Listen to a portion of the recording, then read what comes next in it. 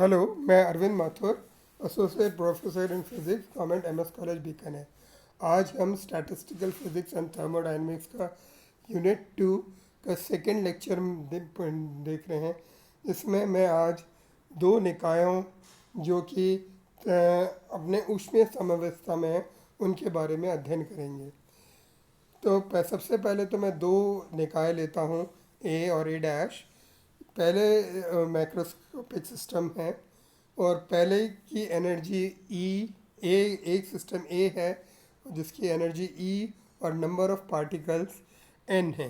दूसरा निकाय है ए डैश जिसकी एनर्जी ई डैश और एन डैश है ना।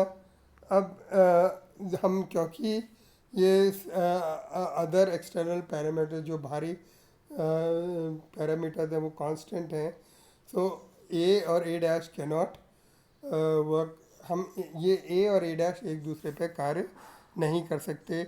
और एनर्जी रेंज हम ई से ई प्लस ई डैश लेते हैं।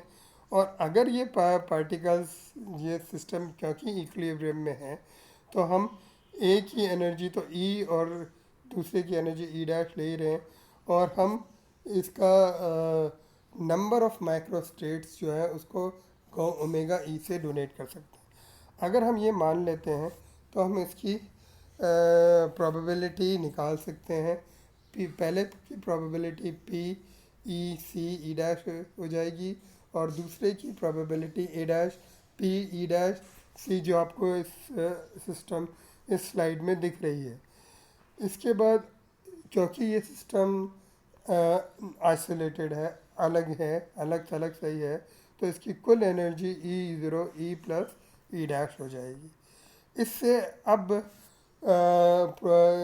हम दो एनर्जी देखें कि system A having energy E और system B having energy E is given by, इसकी मैं टोटल प्रोबेबिलिटी निकाल सकता हूँ जो आपको।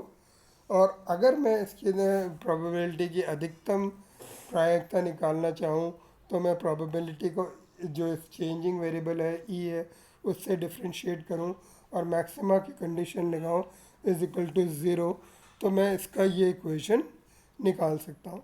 ये अब ये कि हम ये देखना चाहते हैं कि इसकी मैक्सिमम प्रोबेबिलिटी की लोकेशन क्या है, तो ये सारा मैं कैलकुलेशन कर सकता हूँ। और एक क्वांटिटी मैंने बीटा डिफाइन कर दी और बीटा को मैंने beta E, where E N E denote the corresponding energy of a N maximum.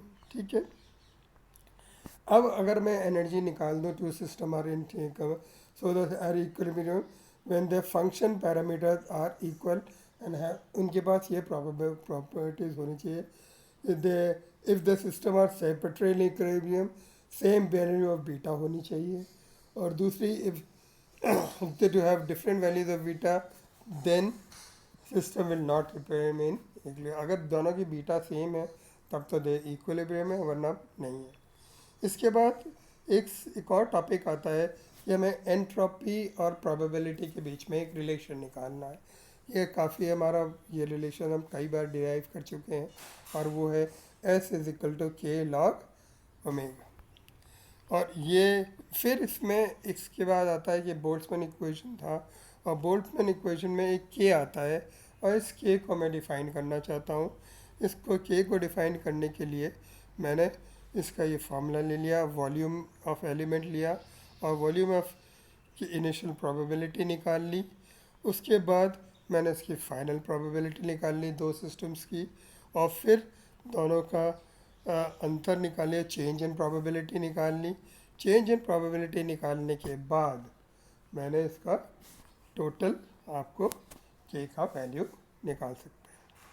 इसी तरह एक और टॉपिक आता है कि एंट्रोपी और सेकेंड लॉ ऑफ थर्मोडायनेमिक्स कैसे रिलेटेड है, जो मैंने आपको इसके नोट्स के हिसाब से स्लाइड्स में बता रहा हूँ कि ये दोनों रिलेटेड हैं इसके।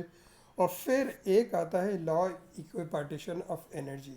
Law of equipartition of energy states वो बताता है कि हर डिग्री ऑफ फ्रीडम में एनर्जी समान रूप से वितरित होती है और वो हाफ के टी के बराबर होती है।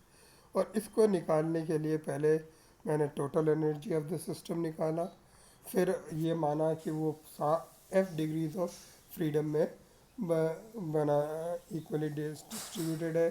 अगर एक मोनो एटॉमिक गैस है तो इसका F is equal to 3n होता है। फिर total energy of the system में निकाल सकता हूँ, और इसको डिफाइन करने के लिए फिर मैं mean energy of the system निकालता हूँ, उसको टोटल एनर्जी से डिवाइड कर देता हूँ, और फिर उसको एनर्जी को रीअरेंज करके मैं एक फार्मूला, ये आपको स्लाइड्स में दिखा रखे हैं कि किस तरह से मैं रीअरेंज करके इनको एनर्जी निकाल सकते हैं। इस स्लाइड्स में आप देख सकते हैं धीरे धीरे कि हम इसको फिर इंटीग्रेट करके अल्टीमेटली हमारे पास ये रिलेशन आ जाता है कि मीन एनर्जी इज kT/2, यानी half kT/2, which is the law of equipartition energy, जो बताता है कि द एवरेज एनर्जी पर degree of a system at an equilibrium temperature T is half kT/T, where K is Boltzmann's constant. Thank you very much.